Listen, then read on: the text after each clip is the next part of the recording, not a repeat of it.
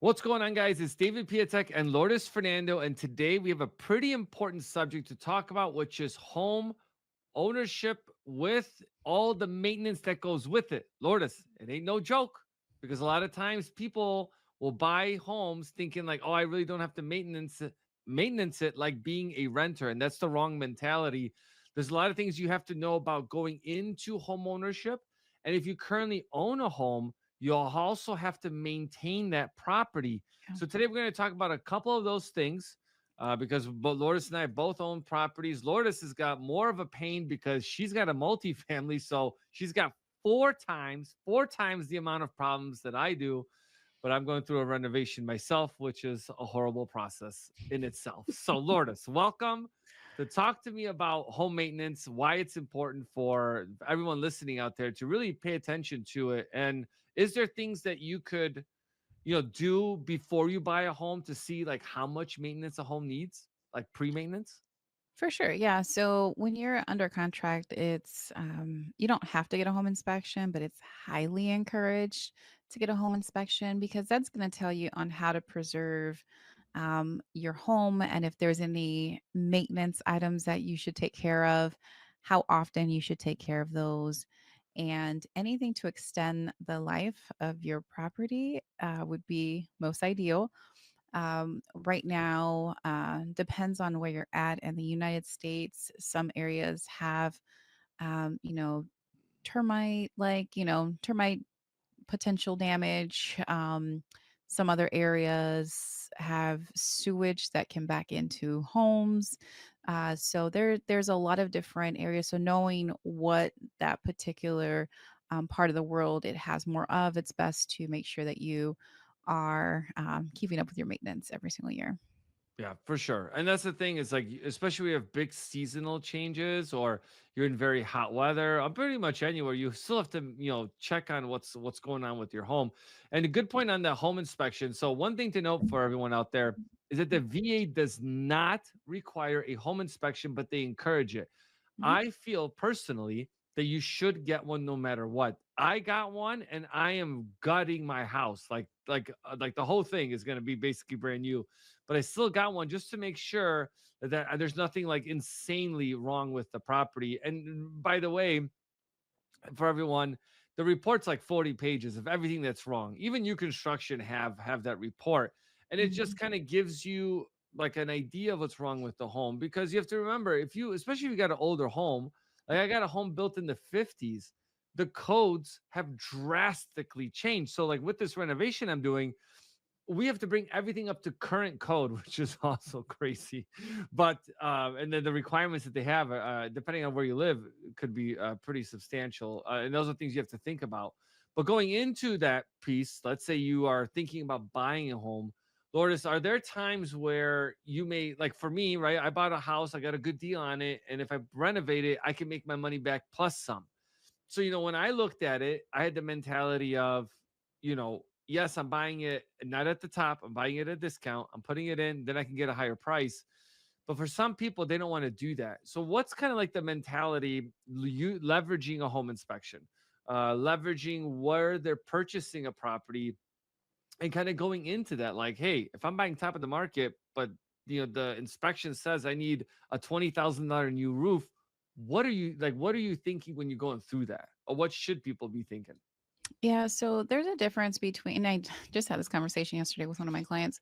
There's a lot of maintenance items. So the home was completely done, brand new floors, brand new kitchen, brand new bathroom. There's a pretty good amount of settlement. That's a pretty hefty pitch.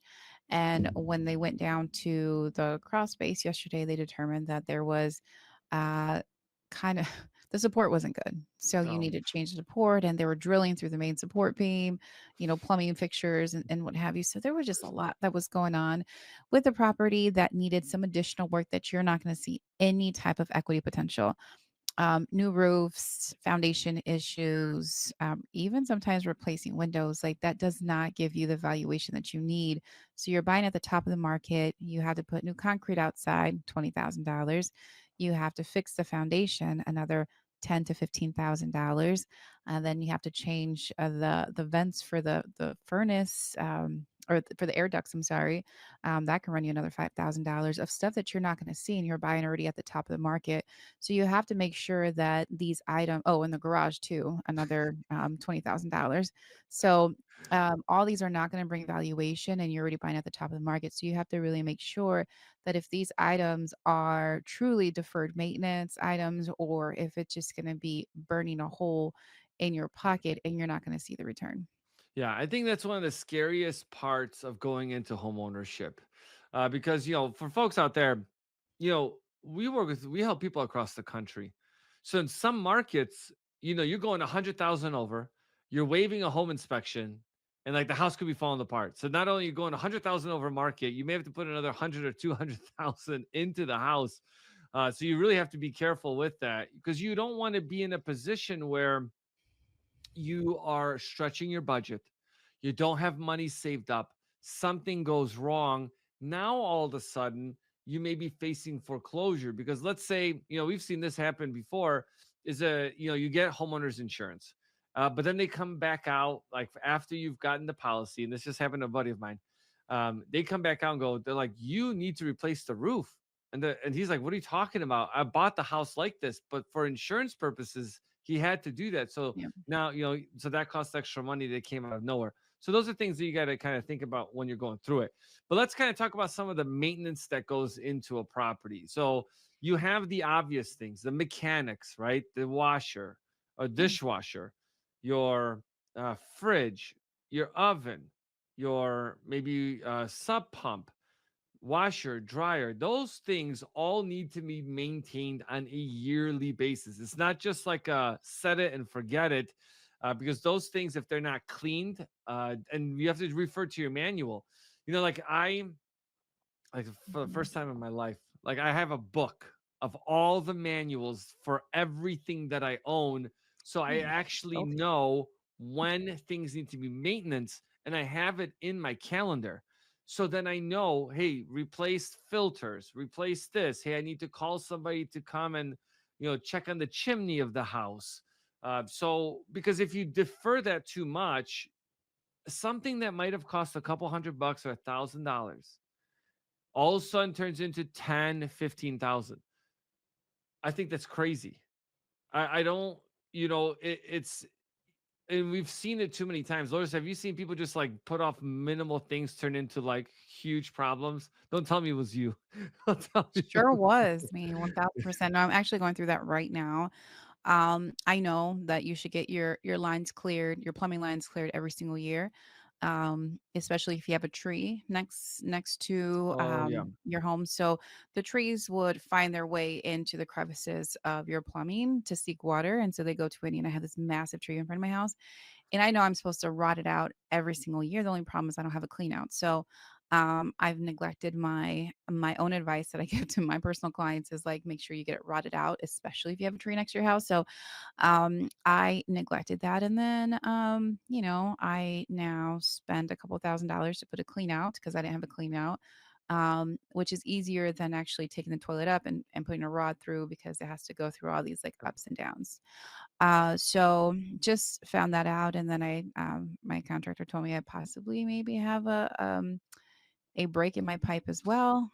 So now I am going to do a few things. I call the city to remove the tree, one, and then two, got it cleaned out. We have a clean out, so I can do it every 2 months until I'm able to change out my pipe. So I am going to get it scoped out. Right now, it's super heavy with Airbnbs, so I'm going to wait until kind of the Airbnb season is out, but just do routine maintenance. And typically, you should get it as deferred maintenance. You should do it every single year.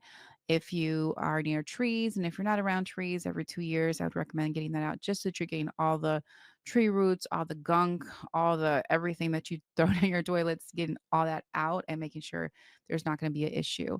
I talked to another client of mine live in the suburbs, and she filed an insurance claim, and it cost her $40,000 through the insurance company to fix all of the damage due to the sewage pipe. And luckily, mine was under 3,000, but it's been a pain in my rear.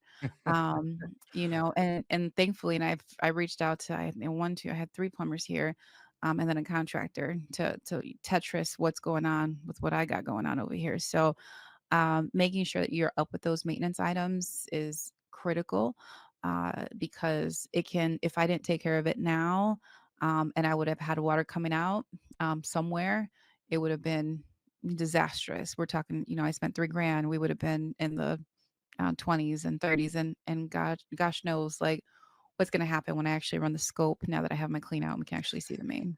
So Well, I laugh because I yeah, have to replace my entire sewer line, and it's a crazy expensive yeah, to do. But while we're doing that, we're going to upgrade the water line. But while we're upgrading the water line, we have to update all the pipes in the house. So like these are the things that mm, when you're into the situation, when you're coming into that situation, it's a lot easier if you know that.